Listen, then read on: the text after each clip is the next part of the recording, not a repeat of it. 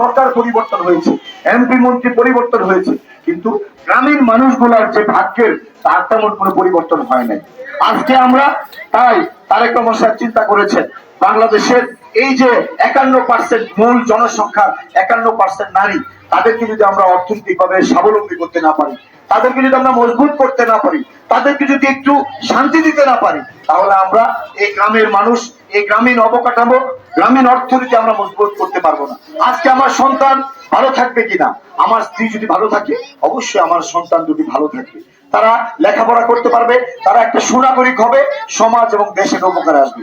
তাই তারেক রহমান সাহেব চিন্তা করেছেন আগামী নির্বাচনে যদি বিএনপি রাষ্ট্র পরিচালনার দায়িত্ব পায়, তাহলে আমাদের বোন, আমাদের মা, যারা নারী প্রধান প্রত্যেকটা পরিবার, তাদেরকে আমরা স্বাবলম্বী করতে হবে অর্থনৈতিক ভাবে। এই যে কষ্ট করে আপনারা সংসার চালান, সরকার চিন্তা করেছে তারেক রহমান সাহেব যদি রাষ্ট্র পরিচালনার দায়িত্বে আসে, তাহলে ইনশাআল্লাহ আপনাদের জন্য আমরা প্রত্যেকটা মা এবং বোন যারা ফ্যামিলি প্রধান, প্রত্যেককে আমরা একটা ফ্যামিলি কার্ড দিব।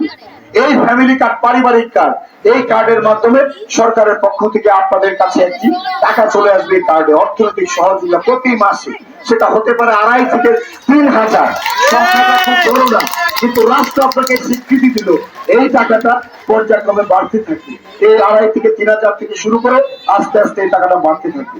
পর্যায়ক্রমে সারা বাংলাদেশে নারীরা এই কার্ডটা পাবে, কারণ আমরা যারা আছি আমরা কোনো না কোনো সংসারের প্রধান। আমরা এই টাকাটা সরকার তারেক রহমান সাহেব ঘোষণা করেছেন, বিএনপি যদি রাষ্ট্র পরিচালনার দায়িত্বে আসে সেই টাকাটা আপনারা পাবে। শুধু তাই নয়, আপনারা এই যে সংসার চালান, আপনারা যে টাকাটা আপনাদের হাতে আসে মাসিক খরচের জন্য, সেখান থেকে আপনারা কি করেন, মাটির কলসিতে, মাটির ব্যাংকে, খেতার নিচে, কম্বলের নিচে, বালিশের নিচে কিছু কিছু টাকা জমান না, আপনারা টাকাটা জমান। এত কষ্টের পরে জমান কেন?